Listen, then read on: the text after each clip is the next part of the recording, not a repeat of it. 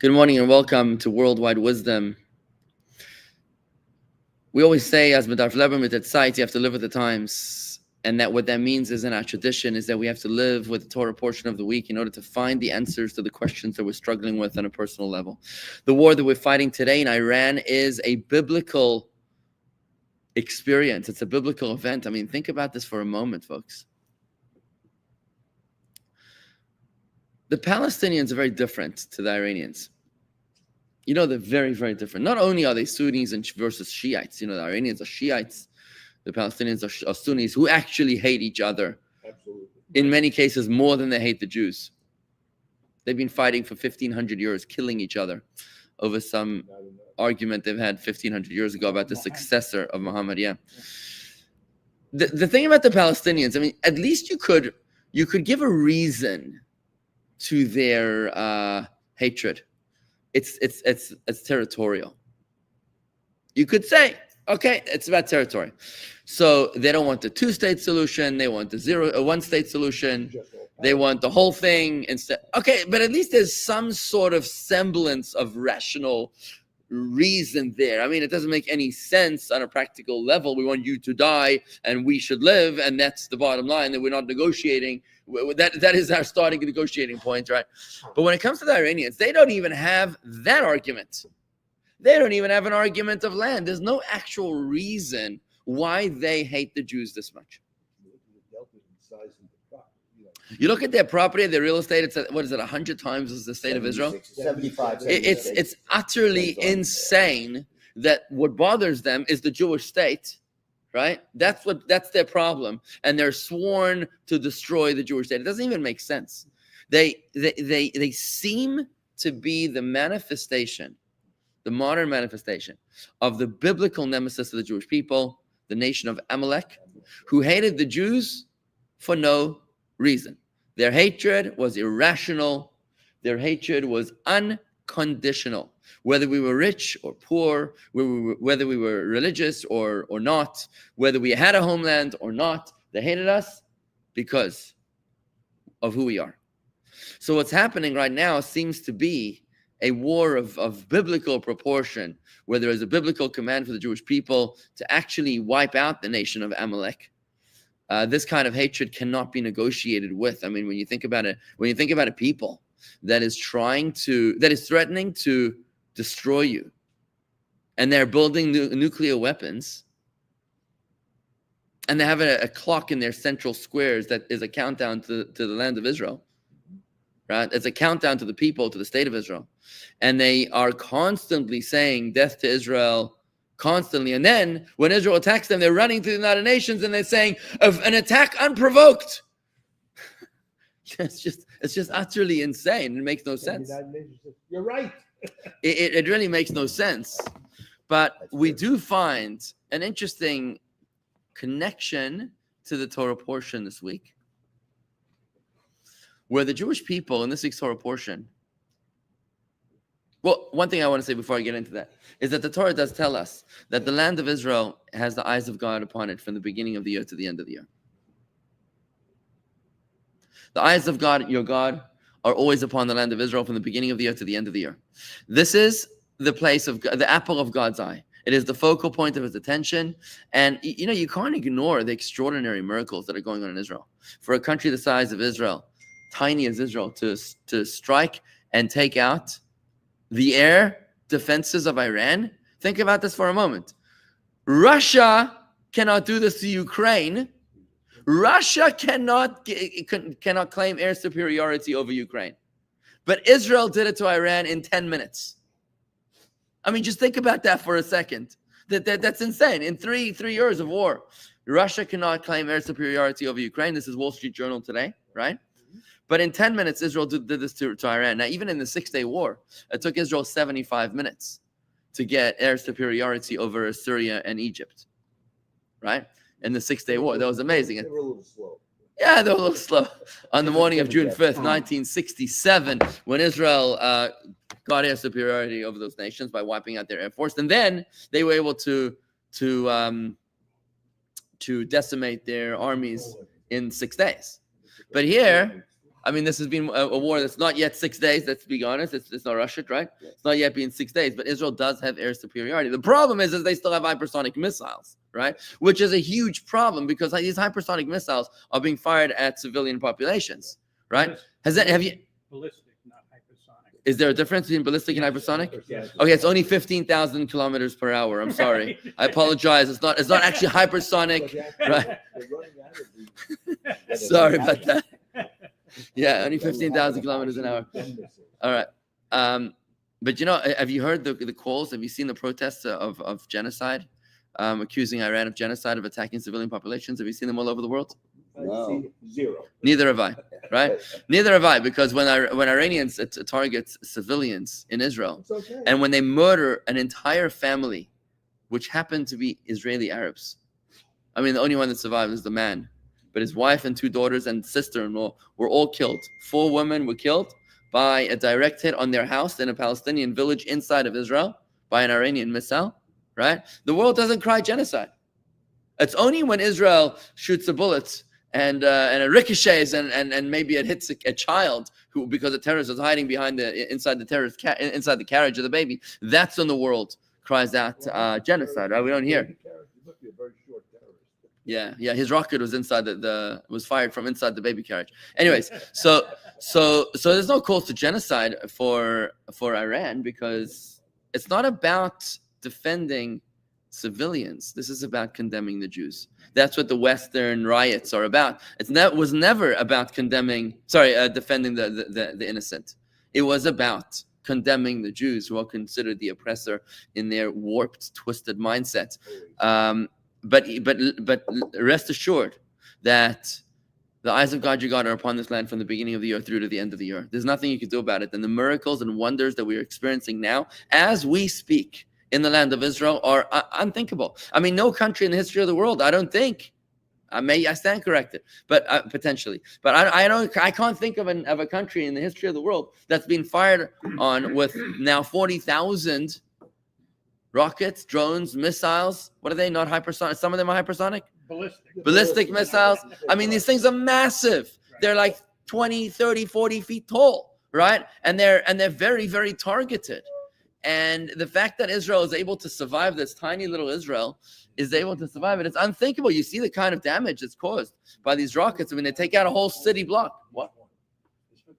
50 pounds of explosive in each one. It's unthinkable. But let's talk about, in this week's Torah portion, about defending the land of Israel, where the Jewish people actually were the ones to reject the promised land. And that's the tragedy of this week's Torah portion, when the Jewish people have finally emerged from the Exodus, from the Egyptian Exodus. They finally crossed the Red Sea. They've received the Torah at Mount Sinai. They've become the chosen people. And now God says, okay, it's time to bring you into my home. My wife is coming into my home. Let's take you into the promised land. The Jewish people send spies. This is the content of this week's Torah portion. The name is Shlach, which means send emissaries, send spies. And then what happens is that the 12 spies return from the land of Israel. 10 of them have a terrible report on the land of Israel. They say that it's too hard. It's not going to work. And they say something crazy. They say, we will not be able to succeed in overcoming the people there because they are mightier than he. Who is he? God.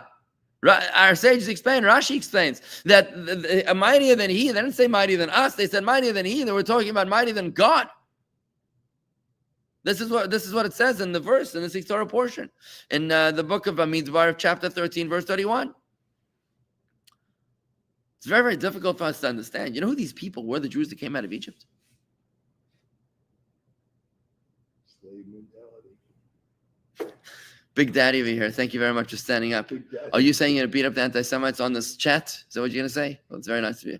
If you do that, I'll be able to focus on the Torah study. So thank you. Okay.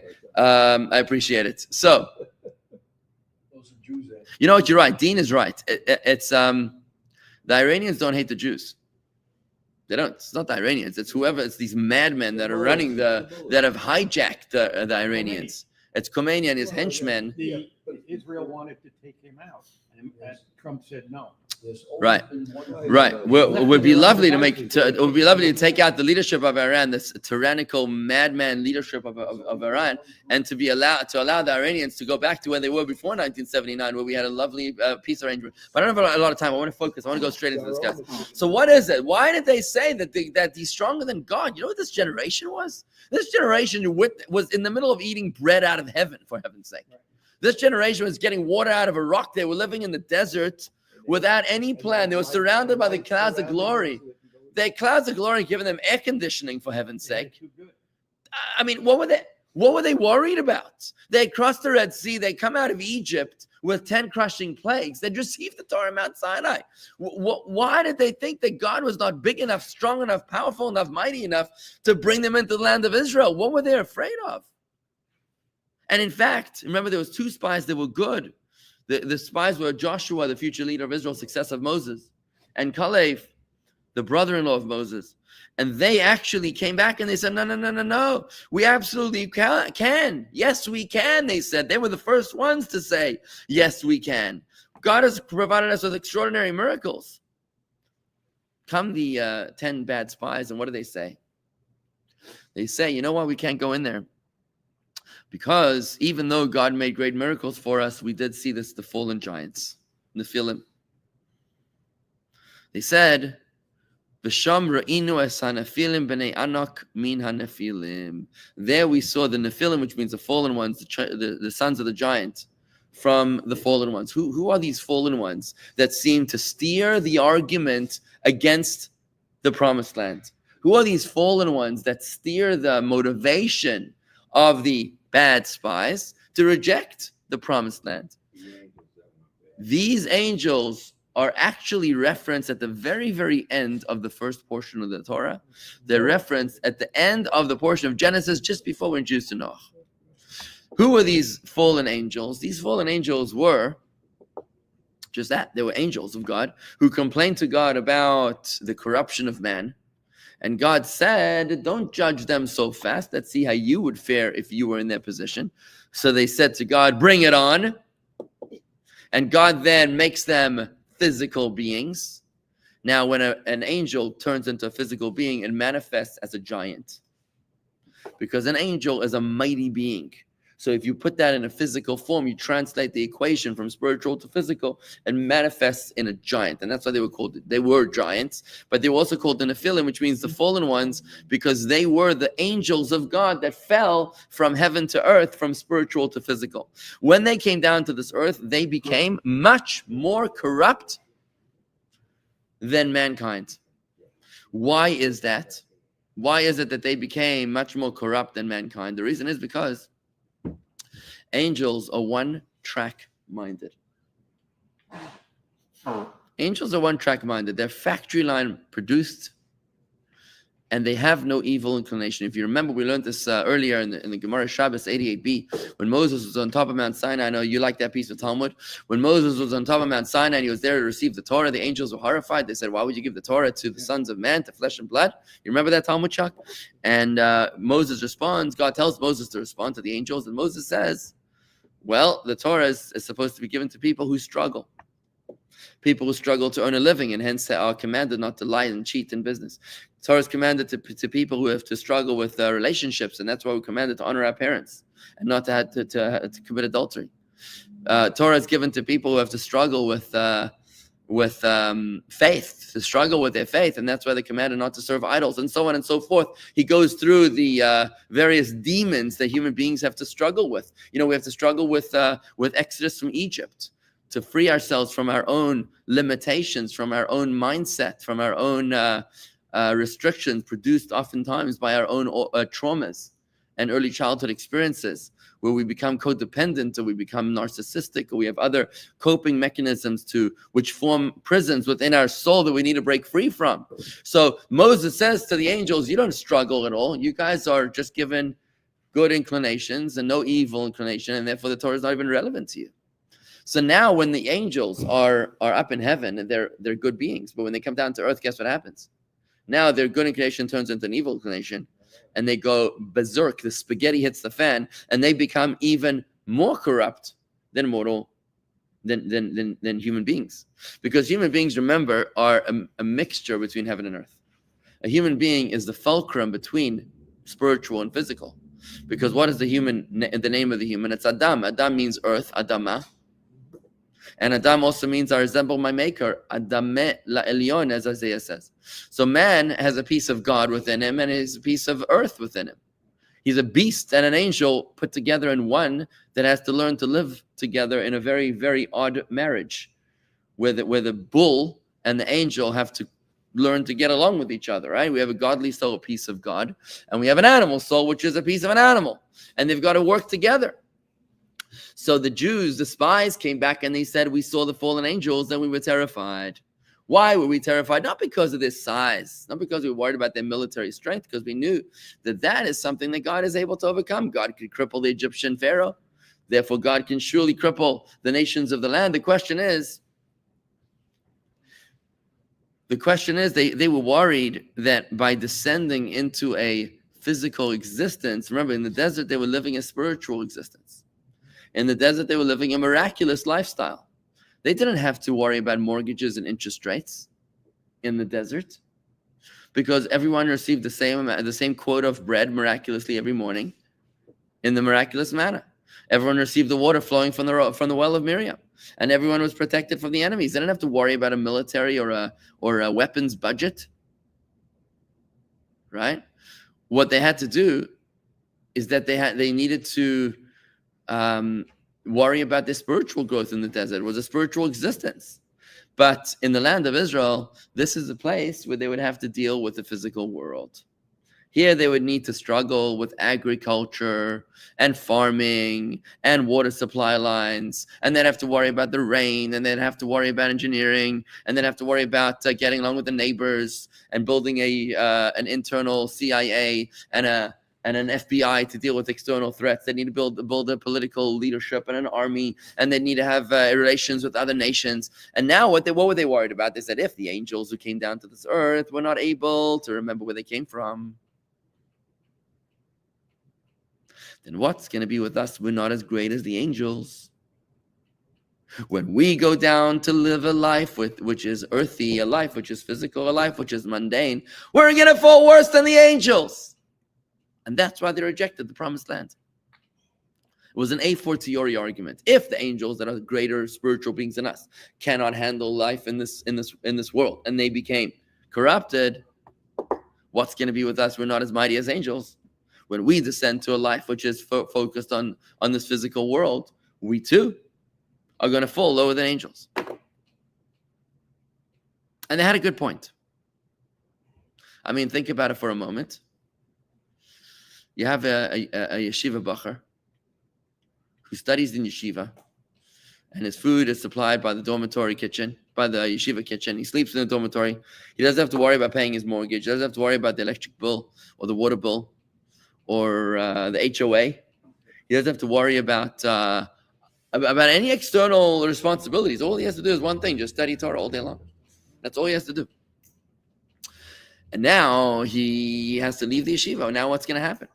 What's going to happen? There's a beautiful story of a fundraiser. You know, there was the first yeshiva.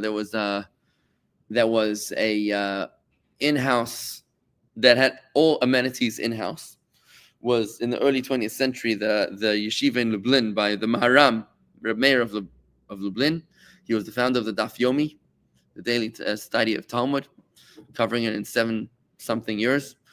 And his yeshiva had not only a study hall, but also a dormitory and a kitchen. Until then, all yeshivas were sort of fragmented. You had the study hall, but you had to find yourself a place to sleep. You had to find yourself a place to eat, and then show up in the study hall. This was the first time that a yeshiva was opened up, where it had everything, all amenities under one roof. You could go from the dorm to the yeshiva to the kitchen, and you were able to just grow in your spirituality. So Maharam Lublin was walking a donor through the yeshiva halls to show him the place of the novelty, learning, sleeping, eating. Everything was beautiful. As the donor is leaving the property, he notices on the wall, on the exit wall, it says, the Chuvanim Shimuli Yiras Hashem Alamedchem, a verse from Psalms. Go forth, my sons, hearken to my voice. The awe of God I will teach you. Go forth, my sons, hearken to my voice, the awe of God I will teach you. Now these words were emblazoned on the wall of the exit of the yeshiva. So the donor turns to the rabbi and he says, that's a beautiful verse, but why would that be on the exit and not on the entrance? Surely they enter the yeshiva in order to hearken to the word of God. They don't leave the yeshiva to hearken to the word of God. Says the rabbi, actually it's deliberate. He says, inside the walls of the yeshiva, I'm not worried about them hearkening to the word of God. Inside the yeshiva, it's not a big deal to be God-fearing and to be studious and to be assiduous in your studies, to be diligent and to perform all the mitzvahs and to do everything properly. It's when you leave the walls of the yeshiva. It's after several years in the yeshiva, when the boy now moves on to the outside world, and he goes to Moscow, he goes to Warsaw, he goes to Vienna, he goes to London or Paris. And now the question is, what kind of student he is. Now we're going to find out after he leaves. You're in the yeshiva, you can fool everybody.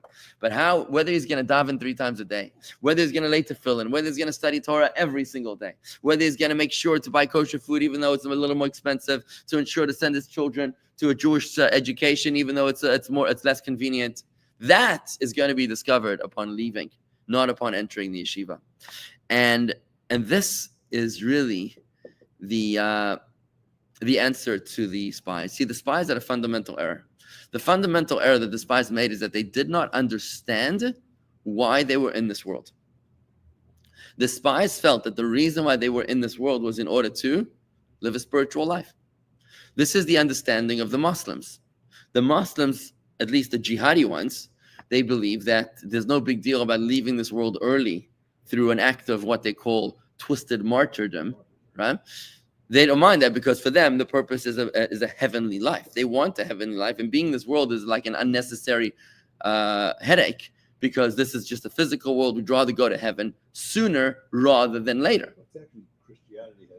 Christianity has the same belief, right? About of embracing it's not martyrdom, right? But it's about it's embracing death, right? They call it a better place, heaven.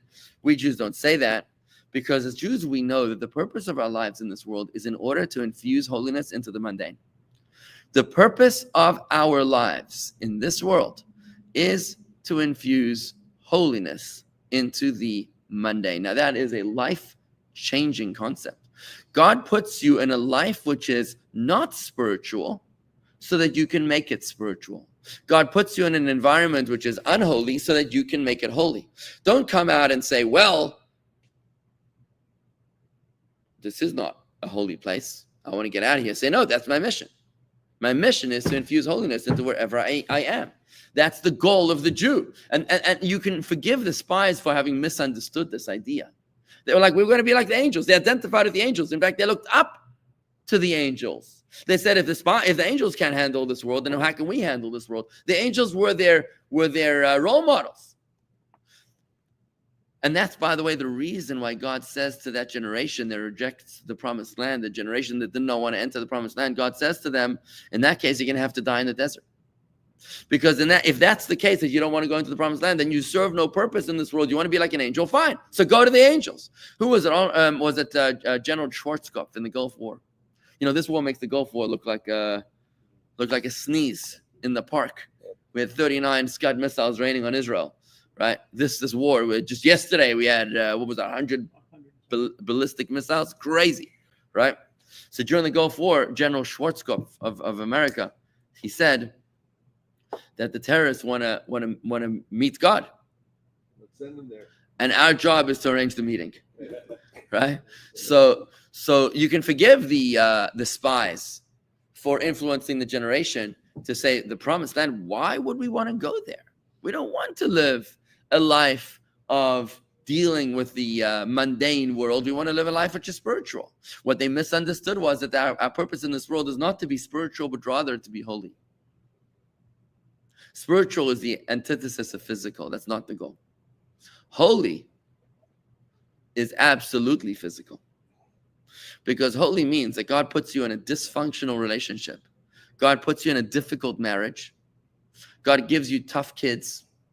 God gives you trauma, inner demons, so that you cannot reject them, but rather you can uplift them. You can sanctify them. You get a job on Wall Street, or you run a company or a real estate or something, so that you can infuse holiness and purpose into that vocation, into that space, into that mindset. We're not in this world in order to run away from it. We're in this world in order to sanctify it. Whatever we touch, we got to turn to light. And that's the meaning of what Isaiah tells us, a light unto the nations. Our job is to illuminate. That's our goal as Jewish people. Our goal is to illuminate, to experience dark places, spiritually dark places, for example, the United Nations, or anti-Semites, or environments that are cultures that promote bigotry and xenophobia, and to be able to show them a better way, to lead by example. I mean, look at the world. The world is in awe of Israel right now. The world is utterly in awe of Israel because the world, let's face it, the world didn't have the guts to do what Israel did. Nobody had the gumption to strike Iran. They were terrified. And it came the Jew, and the Jew showed up, and he did the dirty work for the rest of the world. Even the anti-Semitic European newspapers, at least the London Telegraph, is writing in favor. Love him or hate him, they say, quote unquote. Love or hate Bibi, love or hate Israel. You got to respect these guys for having the courage to do what they're doing. The lesson for us is very, very clear. The lesson for us is that, in fact, we are mightier than angels. Angels don't hold a candle to us human beings, because angels are one-track minded and they serve no purpose. Angels are just sort of props on the scene of life. They're there, to sort of do extra stuff. An angel means an emissary of God. They're like, the God's FedEx guys. That's what they are. But our identity as Jewish people, as human beings, is to be able to fulfill the ultimate purpose of existence.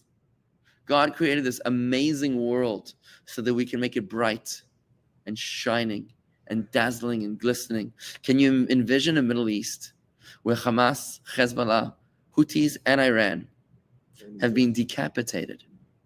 Can you imagine a culture where the Iranians are peace-loving people, where the Lebanese are part of the, and the Iranians are part of the, can you imagine Iran and Lebanon joining the Abraham Accords and sharing wisdom, cross-exchanging students in colleges and universities? Imagine them sharing ideas to make life better for both populations. Well, Bibi even said that these are our friends. They are our friends, but they've been hijacked. And free Palestine means to free Palestine from Hamas, who are terrorizing them. They're ruining their lives. Can you envision a world in which terrorism is no longer fashionable? Go back to calling it Persian. A world in which we can truly live in peace with our neighbors, where our pursuit is not the most advanced weapons, but our pursuit is of wisdom and of love and of culture and of knowledge. The world will be filled with the knowledge of God like the water covers up over the seabed. The world will be saturated with awareness. The way that we do this is starting right here in our own lives. If in our own environments, in our own hearts and minds, and in our own inner circles, we live a life unintimidated, but rather conscious of our purpose in this world, to saturate holiness and light and spirituality and holiness in everywhere that we go. If we can start that in our inner circles, we're 68 people watching this video live online right now, in addition to the people that are sitting in the room, and in addition to all the people that are going to watch it later. We could be hundreds of people spreading hundreds of pools of light that will spread across the world, joining thousands of other communities around the world that are saturated with awareness, geometric growth, and nuclear growth. Nuclear growth, where it's not a linear growth, but it's rather it grows in circles, right? And if we could do that, then we'd have a truly nuclear reaction, a reaction which is a nuclear reaction of love, a nuclear bomb of peace that infuses love and gratitude and peace and dignity in every single human being. the ultimate outcome of this could be a regime change because a vast number of Iranians don't support Yes, and we hope that the Iranian people will rise from their fear. That's what the hope is. It's very, very fearful, I'm sure, for the Iranians. I'm sure that they have modesty police over there. A woman uncovers her hair and she gets executed or beaten. So I'm sure it's not easy for these Iranians, but I hope that Israel will destroy the leadership so much that the people will feel confident and strong enough. The Yeshua's son. What? The Shah, the son of the Shah. Right. May peace reign supreme, and may we finally be able to correct the mistake of the spies in this week's Torah portion, the mistake that happened 3,300 odd years ago, for us to be able to choose the right choice this time, to say, God, it took us 3,000 years, but we've learned, 3,300 years, but we've learned that our purpose is in fact in the promised land. We don't want to live a spiritual life. We want to live a physical life. We want to live a life in which we have an army and we have an economy and we have exports and imports, in which we have industry and FBI and Mossad, and we have all sorts of amazing industry, and that is never divorced from our spirituality and our holiness. It always is a manifestation and a tool and a vehicle and a conduit for our holiness, a world in which body and soul are balanced, heaven and earth coexist, a synergy of spiritual and physical, and thus we fulfill the purpose for which we were brought to this world. Thus we're able to bring the world to the peace and love for which it was destined to be. Thank you very much, everybody, and have a wonderful, amazing day. May we hear miracles and wonders from Israel, from all of the Middle East. Amen. Now,